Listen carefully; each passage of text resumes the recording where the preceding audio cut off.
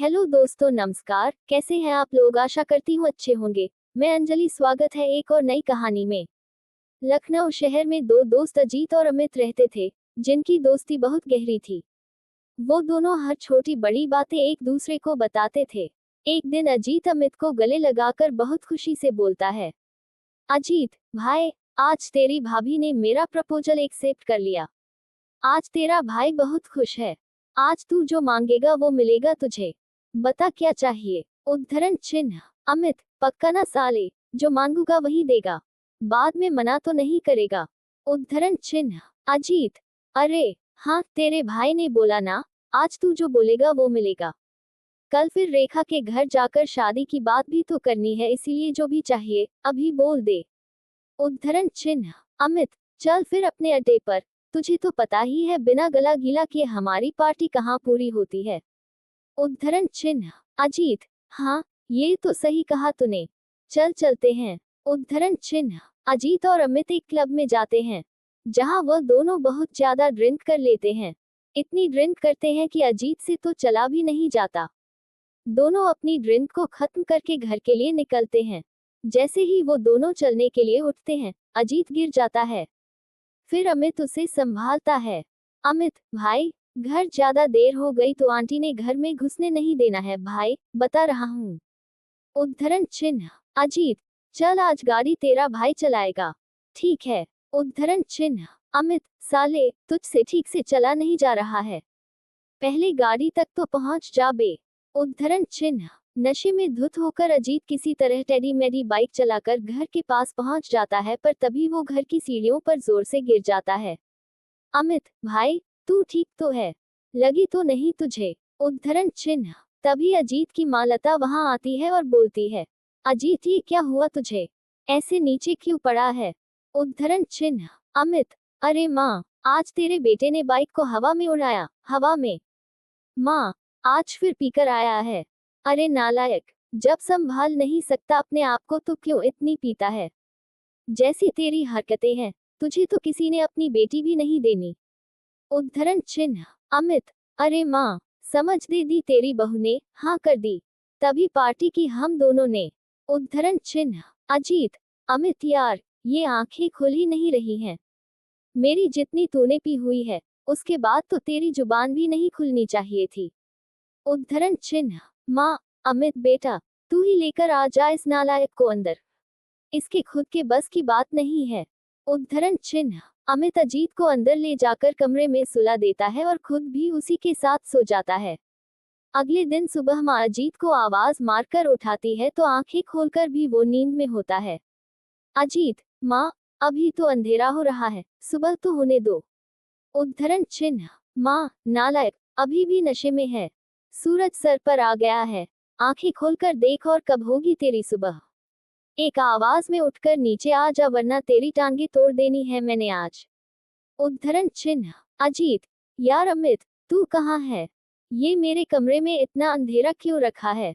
Light जला जरा। उद्धरण चिन्ह। अमित, अबे पागल हो गया क्या? इतनी रोशनी हो रही है, मेरी आंखों में तो चुभ रही है और तुझे अंधेरा लग रहा है। उद्धरण चिन्ह। अजीत, क्यों मजाक कर रहा है यार? सुबह सुबह अंधेरा ही तो है और तू है कहाँ? मुझे दिखाई नहीं दे रहा अंधेरे में। लाइट चलाना। उद्धरण चिन्ह। अमित अजीत की बात सुनकर घबरा जाता है। वो उसको खिड़की के पास ले जाकर बोलता है, अब दिखी साले रोशनी। उद्धरण चिन्ह। अजीत, लाइट जला तभी तो दिखेगी रोशनी। उद्धरण चिन्ह। ये सब देखकर अमित समझ जाता है कि गिरने की वजह से रोहन की आंखें चली गई है। अमित भाई, तू अंधा हो गया लग रहा है। सुबह के 10 बज रहे हैं लेकिन तेरी आंखों में रोशनी नहीं जा रही है। उद्धरण चिन्ह। अजीत, यार ये क्या हो गया? ऐसा नहीं हो सकता, अभी तो रेखा के घर बात करने जाना था।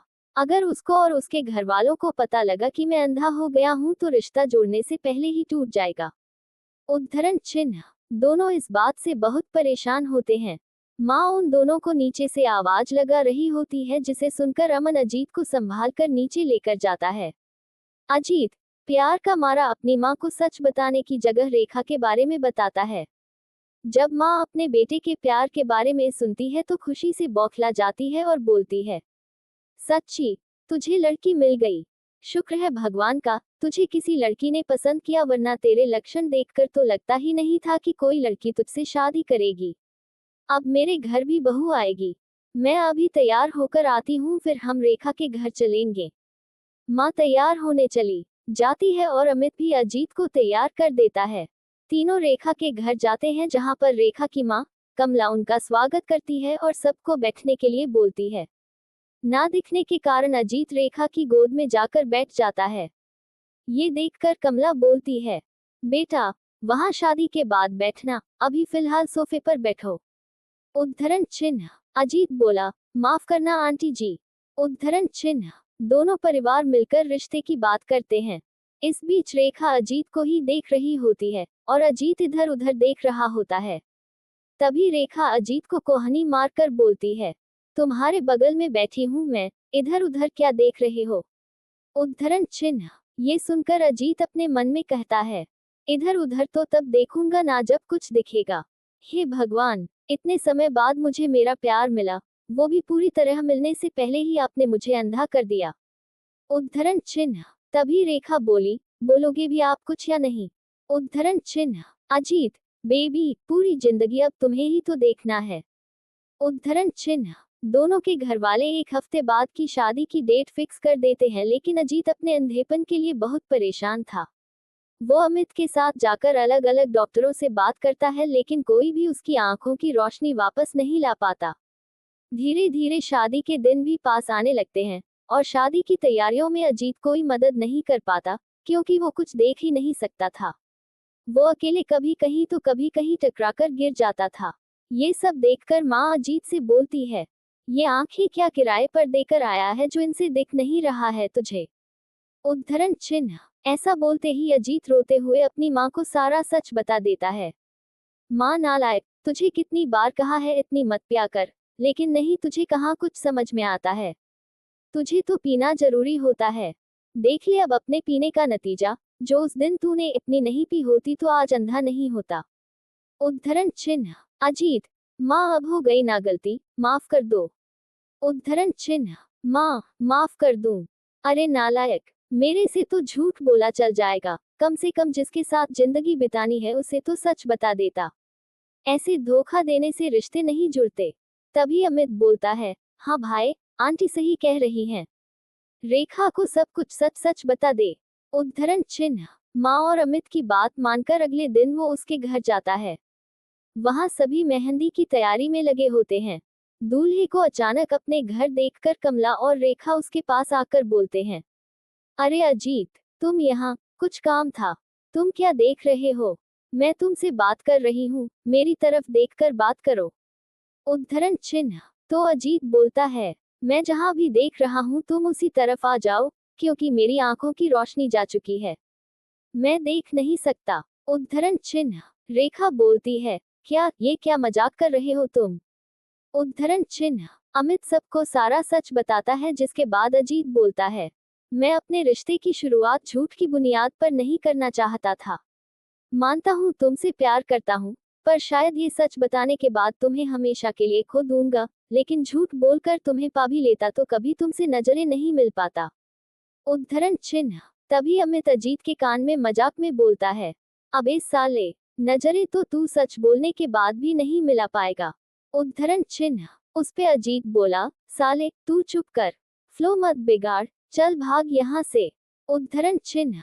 फिर अजीत ने कहा, अब जो भी तुम्हारा फैसला होगा, मुझे मंजूर है। उद्धरण चिन्ह। अजीत के इतना बोलने पर अमित और माँ वापस जाने के लिए मुड़ते हैं और अजीत वहां खड़ा खड़ा अमित से बोलता है, अबे साले, अब पकड़ कर ले चल। सारे डायलॉग की ऐसी की तैसी कर दी। अबे, कहाँ गया, अकेला तो नहीं चला गया, निकम्मे अमित। उद्धरण चिन्ह। अजीत खुद धीरे धीरे चलने लगता है। तभी किसी चीज से उसका पैर टकरा जाता है और वह गिरने वाला होता है, लेकिन रेखा उसे संभाल लेती है। अजीत उसे अमित समझकर बोलता है, साले, कहाँ चला गया था तू। हाँ, मुझे छोड़कर कहाँ चला गया था, अभी गिर जाता मैं। उद्धरण चिन्ह। रेखा बोली, मेरे होते हुए तुम कभी नहीं गिरोगे अजीत, जिंदगी के इस मोड़ पर मैं तुम्हें अकेला नहीं छोड़ूंगी। उद्धरण चिन्ह। अजीत मन में, वाह यार, स्पीच आखिर काम कर ही गई। लव यू भाई अमित, ये तूने ही लिख कर दी थी। उद्धरण चिन्ह। फिर अजीत ने रेखा से कहा, एक बार फिर सोच लो रेखा, क्या तुम्हें अंधा पति जिंदगी भर के लिए स्वीकार होगा? उद्धरण चिन्ह। रेखा बोली, हाँ मुझे स्वीकार है, आज से मैं तुम्हारी आंखें बनूंगी। उद्धरण चिन्ह। रेखा अजीत को अपना लेती है, दोनों की शादी हो जाती है। शादी के बाद रेखा कमरे में अजीत का इंतजार कर रही होती है। वह गिरता पड़ता कमरे में आकर बोलता है, काश अमित साथ होता, लेकिन आज तो सुहागरात है, आज के दिन तो अकेला ही जाना पड़ेगा। उद्धरण चिन्ह। रेखा संभालकर अजीत को बेड के पास लाती है। अजीत रेखा की गर्दन दोनों हाथों से पकड़कर बोलता है, अरे ये तुम्हारी कमर इतनी पतली और ऊपर कैसे हो गई? उद्धरण चिन्ह। इस पर रेखा बोली, बेबी वो मेरी गर्दन है, अपना हाथ मेरे हाथ में दो। उद्धरण चिन्ह। रेखा अजीत के हाथों को अपनी कमर पर रखकर बोलती है, अरे मेरे अंधे पति, ये है मेरी कमर, वैसे मानना पड़ेगा आंखें नहीं है लेकिन दिलगी कूट कूट कर भरा है आप में। उद्धरण चिन्ह। इस पर अजीत बोला, दिलगी के लिए आंखों की क्या जरूरत? उद्धरण चिन्ह। तो रेखा बोली, अच्छा तो किसकी जरूरत होती है? उद्धरण चिन्ह। फिर अजीत बोला, रुको अभी बताता हूँ। उद्धरण चिन्ह। अजीत ने रेखा को गोद में उठाता है और अंदाजे से बेड पर लिटा देता है। उसके बाद वो दोनों अपनी शादी की पहली रात को एंजॉय करते हैं। इसी के साथ रेखा अजीत को अंधे होने के बाद भी अपने पति के रूप में अपना लेती है और अजीत की आंखें बनकर उसकी जिंदगी में खुशियां भर देती है। दोस्तों ये कहानी आपको कैसी लगी? नीचे कमेंट में हमें जरूर बताएं और ऐसी ही बढ़िया कहानी के हमारे चैनल को सब्सक्राइब करें। धन्यवाद।